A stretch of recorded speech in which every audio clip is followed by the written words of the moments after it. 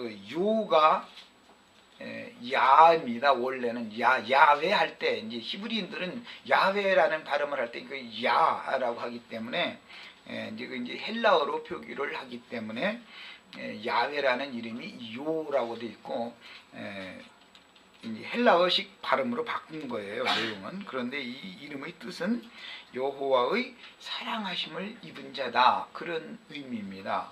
그러니까 구약 성경에 하나님 앞에 말씀을 받은 사람들은 세상 모든 사람들에 비해서 유대인들은 이제 선민들이었죠. 왜? 하나님이 말씀을 받았으니까.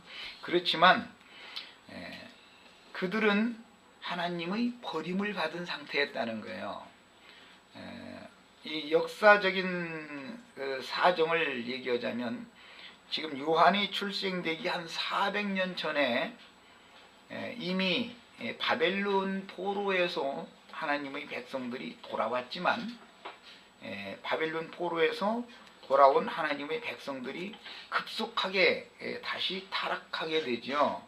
그 이제 역사상에 그렇게 해서 바벨론에서 돌아온 적은 무리들이 예루살렘 성을 재건하고 성전과 왕궁을 재건을 했지만 이스라엘 나라의 그 명실을 상부한 왕국이 세워지기 전에 또다시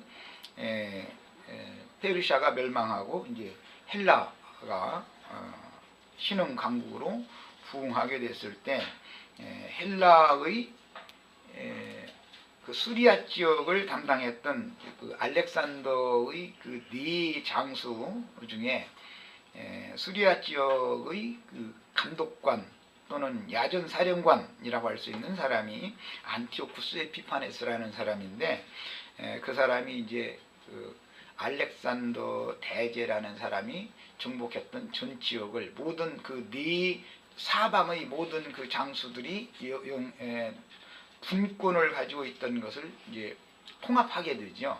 그래서 명실상부한 이제 헬라 제국이 세워지게 됩니다. 알렉산더는 헬라 제국을 완전히 세우지 못하고 젊은 그 청년일 때 요절했기 때문에 실제로 헬라 제국을 세운 사람은 안티오쿠스 에피파네스라는 이제 사람이죠. 그래서 그 사람에 의해서 다시 예루살렘 성전이 다시 무너지게 됩니다. 그리고 그 성전의 그 내소는 다 이제 폐파시켜 버리고 외소, 이건 즉 말하자면 번제단이 있는 마당만을 놔두는 거예요.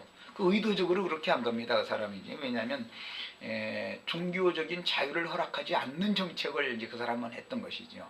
페르시아는 종교적인 자유를 어느 정도 허락해주는 정책을 썼지만 페르시아를 멸망시킨 헬라에서는 종교의 자유를 허락해주지 않았던 것이죠. 왜냐하면 유대인들이 종교적인 그 어떤 결집력을 가지고 헬라 제국을 이렇게 대항하면은 감당하기가 어려우니까 이제 그런 정책을 썼던 거예요.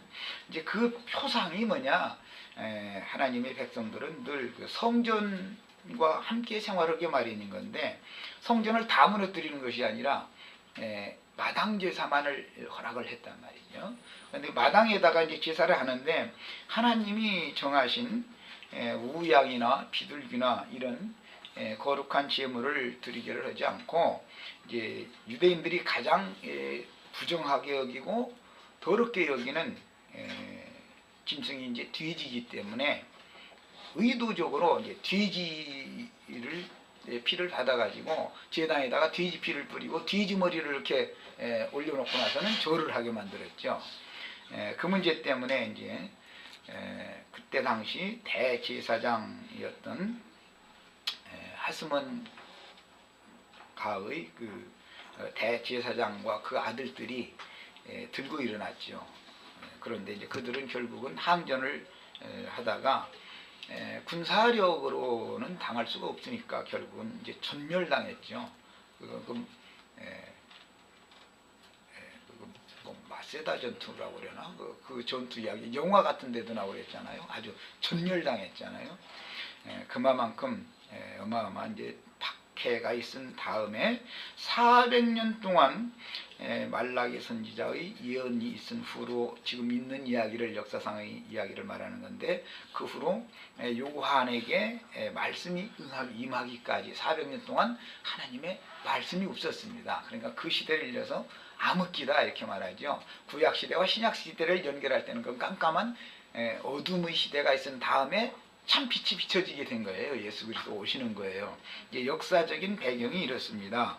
그래서 요한이라는 이름이 지금까지 없었었다라는 것은 하나님께서 하나님의 백성들을 다 버려버렸다, 사랑하심을 받은 자가 없었다라는 말이에요. 하나님의 사랑하심을 받은 자가 있다면 당연히 하나님의 말씀을 가지고 와서 말씀을 새롭게 선포를 하고 전파함으로 인해서 어둠과 사망의 그늘에 앉은 자들에게 생명의 빛이 비춰질 것인데, 하나님의 사랑하심을 받은 자가 400년 동안 없었던 것이죠. 이제 그런 와중에 헬라를 멸망시켜버린 다니엘서의 네 번째 짐승나라, 바다에서 올라온 크고 두렵고 무서운 짐승나라, 양팔이 있고 10발가락이 있고 이제 10뿔과 7머리가 있는 그런 나라로 예시되어지는 로마가 이제 신흥 강국으로 부상을 하게 됩니다. 로마가 일어나기 전에는 팔레스타인 땅을 남방왕이나 북방왕이나 동방왕이 와서 정복을 한 적은 있지만 서방에서 와서 정복을 한 적은 없었었죠. 바다에서 올라온 왕에게, 땅에서 올라온 왕들에게 정복당한 일은 있지만 바다에서 올라온 왕에게 정복당한 일은 없었습니다. 팔레스타인 땅의 서방은 지중해라고 하는 대해가 있죠. 그래서 바다 건너서 해군력을 가지고 팔레스타인 땅에 점령을 하러 온 나라는 지금까지 없었단 말이죠. 땅의 그 육군의 세력을 통해서 정복을 했지만 바다의 그 힘을 빌려서 정복을 한 일이 없었어요. 그런데 이제 지중해변의 중심부에 있는 나라가 유럽의 맨 아래쪽 지중해변에 이렇게 장화처럼 쭉 삐져나온 나라가 오늘날은 이탈리아죠. 이제 그 나라가 이제 로마입니다. 그래서 그 로마는 팔레스타인 땅을 정복하기 위해서 육군을 보내는 것이 아니라 당연히 해군을 보내야 되겠죠. 지중해를 건너서 침략을 해야 되니까. 이제 그래서 다니엘의 예언이 이제 응하게 된 겁니다. 바다에서 올라온 네 번째 나라, 무섭고 두려운 나라다.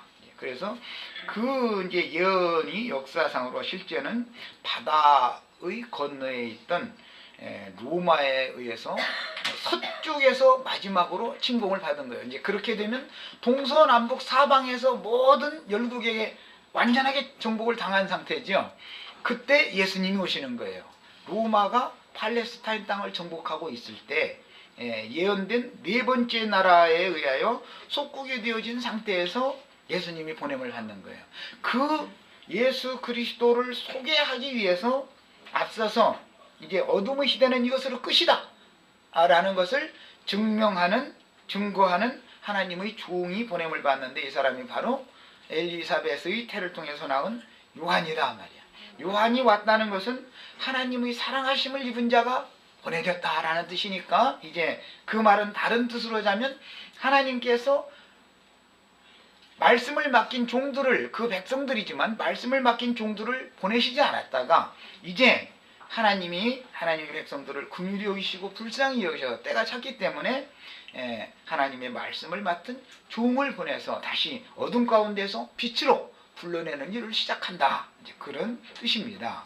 의미가.